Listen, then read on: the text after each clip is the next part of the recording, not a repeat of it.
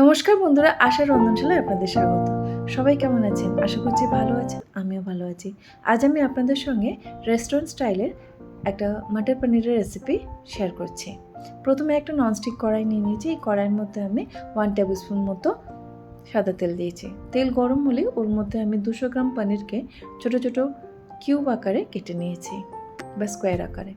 পনিরটা একটু হালকাভাবে ভেজে নিচ্ছি। পনিরটা ভাজা হচ্ছে, অন্যদিকে আমি একটা মিডিয়াম সাইজের টমেটো, 3টে কাঁচা লঙ্কা, হাফ ইঞ্চি আদা, 3 থেকে 4 কোয়া রসুনের আর 5 থেকে 6টা কাজু, এর একটা স্মুথ পেস্ট আমি বানিয়ে নিচ্ছি। এই রান্নাটার একটা বিশেষত্ব হচ্ছে, এই রান্নাতে আমি পেঁয়াজের ব্যবহার করব না, কেননা বাড়িতে পেঁয়াজ ছিল না। তাই একবার দেখলেন এক্সপেরিমেন্ট করে যে পেঁয়াজ ছাড়া কীভাবে রান্নাটা করা যায়। সত্যি বলছি, রান্নাটা যখন সবাই খেলো কেউ বুঝতেও পারেনি এর মধ্যে পেঁয়াজ নেই। এবার আমি পনিরটা ভাজা হয়ে গেছে, পনিরটা তুলে নিলাম। বেশি ভাজলে পনির শক্ত হয়ে যায়, খেতে ভালো লাগে না। ওই তেলের মধ্যে হাফ টিস্পুন মতো আমি জিরে দিচ্ছি ফোড়নের জন্য, আর দিচ্ছি একটা তেজপাতাকে দুভাগ করে নিয়েছি। ফোড়ন থেকে যখন সুগন্ধ বেরোনো শুরু হবে তখন ওর মধ্যে পেস্ট করে রাখা মশলাটা দিয়ে দিলাম। দিয়ে খুব ভালোভাবে এটা কষিয়ে নিচ্ছি। আর একটু বেশি ক্রমাগত নাড়তে হবে, নাহলে কাজু দেওয়া আছে তো ধরে কড়াইয়ের তলাটা ধরে যেতে বা পুড়ে যেতে পারে। এবার মশলাটা যখন 1 থেকে 2 মিনিট কষানো হয়ে যাবে, তারপর মিক্সার গ্রাইন্ডারে যেটুকু মশলা অবশিষ্ট ছিল সেটা জল দিয়ে আমি ধুয়ে সেটা মশলাটা কড়াইয়ের মধ্যে দিয়ে কষাতে রাখলাম। এবার অন্যদিকে 1/4 কাপ দই নিয়ে ওর মধ্যে হাফ টিস্পুন হলুদ, half teaspoon red chilli powder আর 1 টিস্পুন ধনে পাউডার আর 1 teaspoon Kashmiri red chilli powder দিয়ে এই দইয়ের সঙ্গে খুব ভালোভাবে সব কিছু মিশিয়ে নিচ্ছি।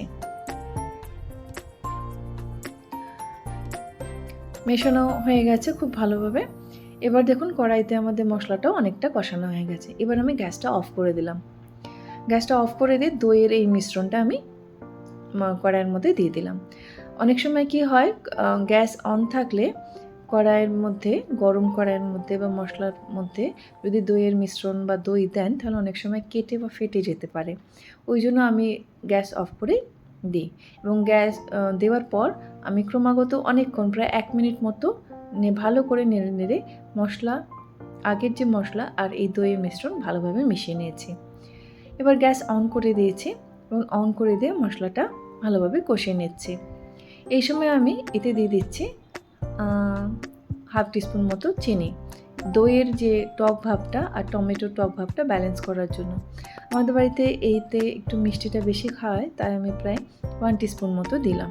দিয়ে খুব ভালোভাবে মিশিয়ে নিয়ে মশলাটা কষাতে থাকলাম। আমরা মশলা একদমই নষ্ট করি না, তাই যে বাটিতে আমি দইয়ের মিশ্রণটা রেডি করেছিলাম সেই বাটিটায় খানিকটা জল দিয়ে সেটাও ধুয়ে এই মিশ্রণের মধ্যে যেটা কষানো হচ্ছে দিয়ে দিলাম। মশলাটা কষানোর সময় আমি আগে থেকে 1/4 কাপ মতো কড়াইশুঁটিকে একটু ভাপিয়ে বা সেদ্ধ করে নিয়েছি। এটা ফ্রোজেন কড়াইশুঁটি। এবার আমি পনিরটাও দিয়ে দিলাম। এই সময় পনির আর কড়াইশুঁটিটা দেওয়ার একটাই কারণ, পনিরের তো নিজস্ব কোনো স্বাদ নেই, মশলার পুরো স্বাদটা যাতে পনিরের মধ্যে আসে সেই জন্য এই সময় দিয়ে দিলাম। দিয়ে এটাকে আমি কিছুক্ষণ কষিয়ে নেবো আবার। আর এখানে 1 টিস্পুন মতো কসুরি মেথিকে ভালো করে আমি একটু ড্রাই রোস্ট করে হাতের মধ্যে একটু গুঁড়ো করে দিয়ে দিলাম। কসুরি মেথি দিলে সত্যি বলছি রান্নার সুগন্ধ আর স্বাদ অনেকটাই বেড়ে যায়। আর দিলাম 1 টিস্পুন মতো কিচেন কিং মশলা। সব কিছু দিয়ে খুব ভালোভাবে মিশিয়ে নিলাম। একটা জিনিস আমি বলতে ভুলে গেছি বা স্কিপ হয়ে গেছে, সেটা হচ্ছে নুনের পরিমাণ। এখানে আমি 1 টিস্পুন মতো নুন দিয়েছি, সেটা স্কিপ করে গেছে, তার জন্য দুঃখিত। এবার একটু ভালোভাবে নাড়াচাড়া করে ঢাকা দিয়ে আমি দিয়ে নিই। কিছুক্ষণ পর মশলা কষানোর পর দেখুন এইরকম কালার কত সুন্দর এসছে, একদম রেস্টুরেন্টের মতো। চাইলে আপনারা উপর থেকে একটু ধনেপাতাও ছড়িয়ে দিতে পারেন। আমার এই রেস্টুরেন্ট স্টাইলের মটর পনির কেমন লাগলো আমাকে জানাবেন। আমার চ্যানেলটি সাবস্ক্রাইব করে দেবেন, লাইক করবেন। ধন্যবাদ।